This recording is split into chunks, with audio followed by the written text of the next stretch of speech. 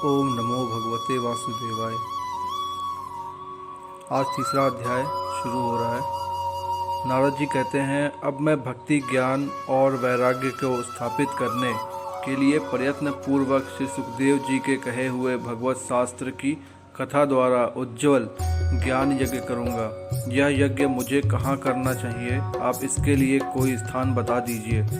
आप लोग वेद के पारगामी हैं, इसलिए मुझे इस सुख शास्त्र की महिमा सुनाइए। यह भी बताइए कि श्रीमद् भागवत की कथा कितने दिनों में सुनानी चाहिए और उसके सुनने की क्या विधियां हैं। सनकादि बोले, नारद जी, आप बड़े विनीत और विवेकी हैं। सुनिए, हम आपको यह बात बताते हैं। हरिद्वार के पास आनंद नामक एक घाट है। वहाँ अनेकों ऋषि रहते हैं तथा देवता और सिद्ध लोग भी उनका सेवन करते रहते हैं। भांति भांति के वृक्ष और लताओं के कारण वह बड़ा ही सघन प्रदेश है और वहाँ बड़ी कोमल नवीन बालू बिछी हुई है। वह घाट बड़ा ही सुरम्य और एकांत प्रदेश में है। वहाँ हर समय सुनहले कमलों की सुगंध आया करती है।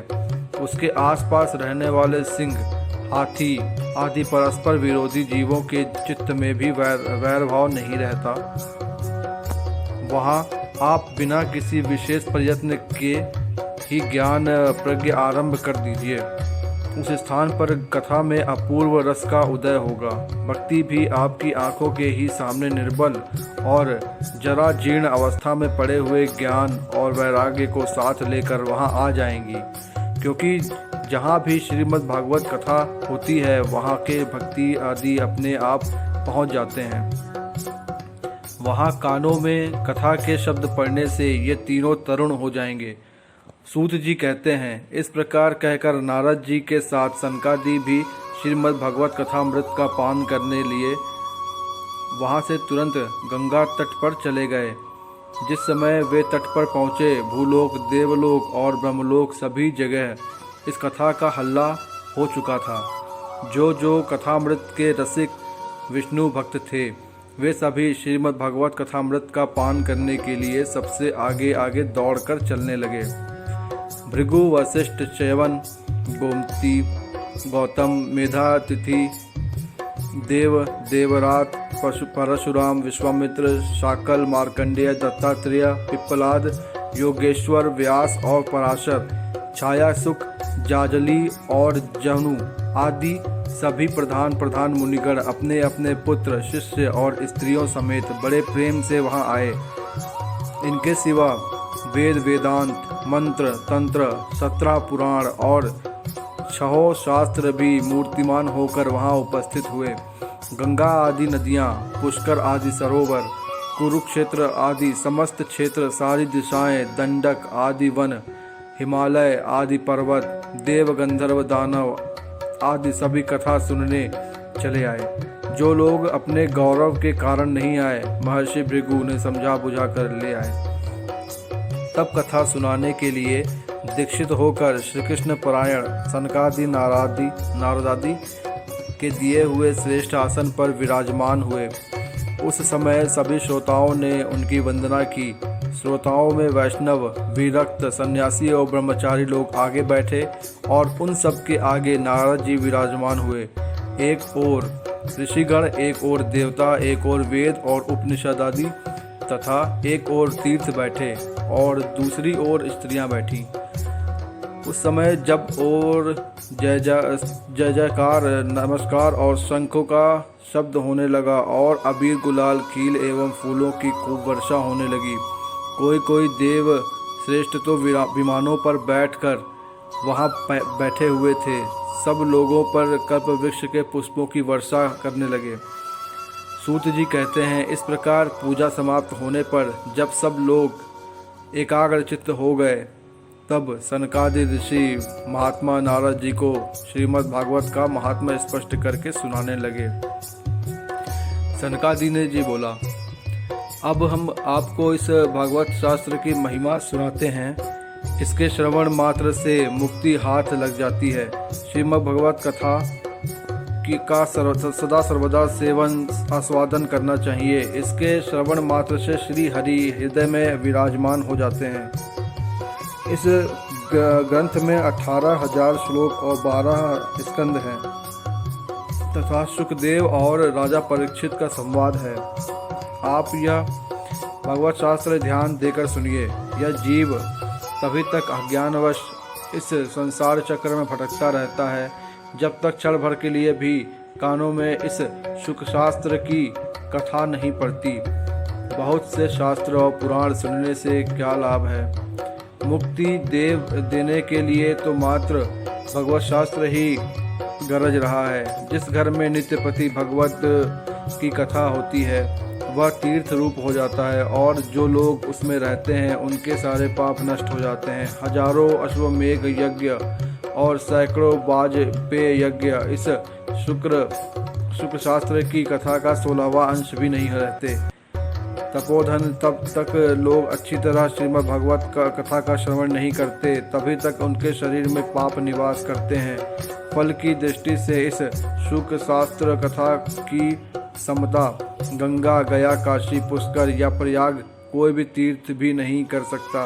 यदि आपको अपने परम गति की इच्छा है तो अपने मुख से ही श्रीमद् भागवत कथा के आधे अथवा चौथाई श्लोक का नित्य नियम पूर्वक पाठ करना चाहिए। ओमकार, गायत्री, पुरुष सूक्त, तीनों वेद, श्रीमद् भागवत, ओम नमो भगवते वासुदेवाय, यह द्वादशाक्षर मंत्र, 12 मूर्तियों वाले सूर्य भगवान, प्रयाग, संवत्सर रूप, काल, ब्राह्मण, अग्निहोत्र, गौ, द्वादशी तिथि, तुलसी, वसंत ऋतु और भगवान पुरुषोत्तम, इन सब में बुद्धिमान लोग वस्तुतः कोई अंतर नहीं मानते। जो पुरुष अहर्निश अर्थ सहित श्रीमद् भगवत शास्त्र का पाठ करता है उसे करोड़ों जन्मों का पाप नष्ट हो जाता है। इनमें तनिक भी संदेह नहीं है। जो पुरुष नित्यपति भगवत कथा का आधा या चौथाई श्लोक भी पढ़ता है उसे राजसूय और अश्वमेघ यज्ञों का फल प्राप्त होता है। नित्य भगवान का पाठ करना, भगवान का चिंतन करना, तुलसी जी को सींचना, गौ की सेवा करना, ये चारों समान हैं। जो पुरुष अंत समय में श्रीमद् भागवत कथा का वाक्य सुन लेता है उस पर प्रसन्न होकर भगवान उसे वैकुंठ धाम देते हैं। जो पुरुष इसे सोने के सिंहासन पर रखकर विष्णु भक्त को दान देता है वह अवश्य ही भगवान का सायुज्य प्राप्त करता है। जिस दुष्ट ने अपनी सारी आयु में चित्त को एकाग्र करके श्रीमद् भागवत कथामृत का थोड़ा सा भी रसास्वादन नहीं किया उसने तो अपना सारा जन्म चांडाल के और गधे के समान व्यर्थ ही गंवा दिया। वह तो अपनी माता को प्रसव पीड़ा पहुंचाने के लिए ही उत्पन्न हुआ। जिसने उस सुख शास्त्र के थोड़े से भी वचन नहीं सुने वह परमात्मा तो जीता हुआ ही मुर्दे के समान है। पृथ्वी के भार स्वरूप उस पशु तुल्य मनुष्य के धिक्कार है। यो स्वर्गलोक में देवताओं में प्रधान इंद्रादि कहा करते हैं। संसार में श्रीमद् भागवत की कथा का मिलना अवश्य ही कठिन है। जब करोड़ों जन्मों का पुण्य होता है तभी इसकी प्राप्ति होती है। नारद जी, आप बड़े ही बुद्धिमान और योग निधि हैं। आप प्रयत्न पूर्वक कथा का श्रवण कीजिए। इसे सुनने के लिए दिनों का कोई नियम नहीं है। इसे तो सर्वदा ही सुनना अच्छा है। इसे सत्य भाषण और ब्रह्मचर्य पालन पूर्वक सर्वदा ही सुनना श्रेष्ठ माना गया है, किंतु कलयुग में ऐसा होना कठिन है। इसलिए इसकी सुखदेव जी ने जो विशेष विधि बताई है वह जान लीजिए। कलयुग में बहुत दिनों तक चित्त की प्रवृत्तियों को वश में रखना, नियमों में बंधे रहना और किसी पुण्य कार्य के लिए दीक्षित रहना कठिन है। इसलिए सप्ताह श्रवण की विधि है। श्रद्धा पूर्वक कभी भी श्रवण करने से अथवा माघ मास में श्रवण करने से जो फल मिलता है वही फल श्री सुखदेव जी ने सप्ताह श्रवण में निर्धारित किया है। मन के असंयम, रोगों की बहुलता और आयु की अल्पता के कारण तथा कलयुग में अनेकों दोषों की संभावना से ही सप्ताह श्रवण का विधान किया गया है। जो फल तप, योग और समाधि से भी प्राप्त नहीं हो सकता वह सर्वांग रूप से सप्ताह श्रवण से सहज में ही मिल जाता है। सप्ताह श्रवण यज्ञ से बढ़कर है, व्रत से बढ़कर, तप से बढ़कर है, तीर्थ सेवन से तो सदा ही बड़ा है, योग से बढ़कर है, यहाँ तक कि ध्यान और ज्ञान से भी बढ़कर है। इसकी विशेषता कहाँ तक वर्णन करें, यह तो सभी तीर्थों सभी से बढ़कर चढ़कर है। सौनक जी ने पूछा, सूत जी, यह तो आपने बड़े आश्चर्य की बात कही। अवश्य ही यह भागवत पुराण योग वेता ब्रह्मा जी के भी आदि कारण श्री नारायण जी निरूपण करते हैं, परंतु यह मोक्ष की प्राप्ति में ज्ञानादि सभी साधनों का निरंतर तिरस्कार करके इस युग में उनसे भी कैसे बढ़ गया। सूत जी ने कहा, सौनक जी, जब भगवान श्री कृष्ण इस धराधाम को छोड़कर अपने नित्य धाम को जाने लगे, तब उनके मुखारविंद से एकादश स्कंद का ज्ञानोपदेश सुनकर भी उद्धव जी ने पूछा, हे गोविंद, अब आप तो अपने भक्तों का कार्य करके परम धाम को पधारना चाहते हैं, किंतु मेरे मन में एक बड़ी चिंता है, उसे सुनकर आप मुझे शांत कराइए। अब घोर कलिकाल आया है, इसलिए संसार में भी अनेकों दुष्ट प्रकट हो जाएंगे। उनके संसर्ग से जब अनेकों सत्पुरुष भी उग्र प्रकृति के हो जाएंगे, तब उनके भार से दबकर यह पृथ्वी, गोरूपिणी पृथ्वी किसकी शरण में जाएगी। कमल नयन, मुझे तो आपको छोड़कर इसकी रक्षा करने वाला कोई दूसरा नहीं दिखाई देता, इसलिए भक्त वत्सल, आप साधुओं पर कृपा करके यहाँ से मत जाइए। भगवान, आपने निराकार और चिन्मात्र होकर भी भक्तों के लिए ही तो यह सगुण रूप धारण किया है, फिर भला आपका वियोग होने पर वे भक्तजन पृथ्वी पर कैसे रह सकेंगे। निर्गुणोपासना में तो बड़ा कष्ट है, इसलिए कुछ और विचार कीजिए। प्रभास क्षेत्र में उद्धव जी के यह वचन सुनकर भगवान सोचने लगे कि भक्तों के अवलंबन के लिए मुझे क्या व्यवस्था करनी चाहिए। सौनक जी, जब भगवान ने अपनी सारी शक्ति भगवत कथा में रख दी, वे अंतर्ध्यान होकर इस भागवत कथा समुद्र में प्रवेश कर गए। इसलिए यह भगवान की साक्षात शब्दमयी मूर्ति है। इसके सेवन, श्रवण, पाठ अथवा दर्शन से भी मनुष्य के सारे पाप नष्ट हो जाते हैं। इसी से इसका सप्ताह श्रवण सबसे बढ़ चढ़कर माना गया है, और कलयुग में तो यह अन्य सब साधनों को छोड़कर यही प्रधान धर्म बताया गया है। कलिकाल में यही ऐसा धर्म है जो दुख, दरिद्रता, दुर्भाग्य और पापों की सफाई कर देता है तथा काम, क्रोध आदि शत्रुओं पर विजय दिलाता है।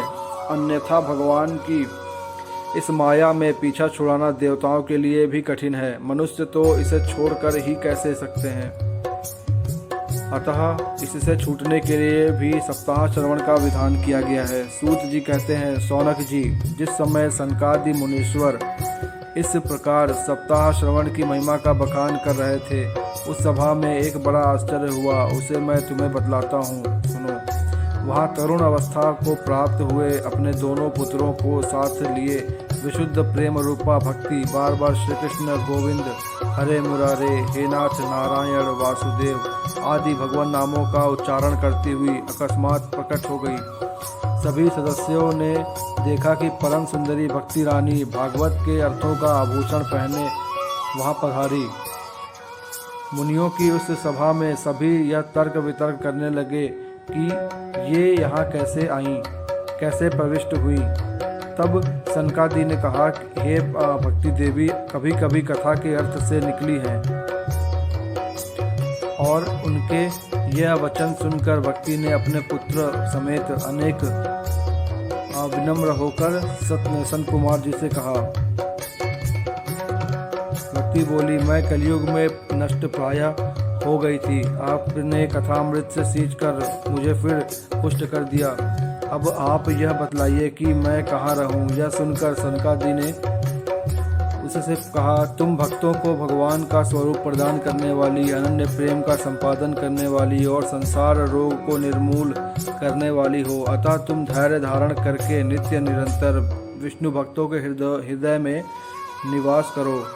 कलयुग के दोष भले ही सारे संसार पर अपना प्रभाव डाले, किंतु वहाँ तुम पर इनकी दृष्टि भी नहीं पड़ सकेगी। इस प्रकार उनकी आज्ञा पाते ही भक्ति तुरंत भगवत भक्तों के हृदयों में जा विराजी।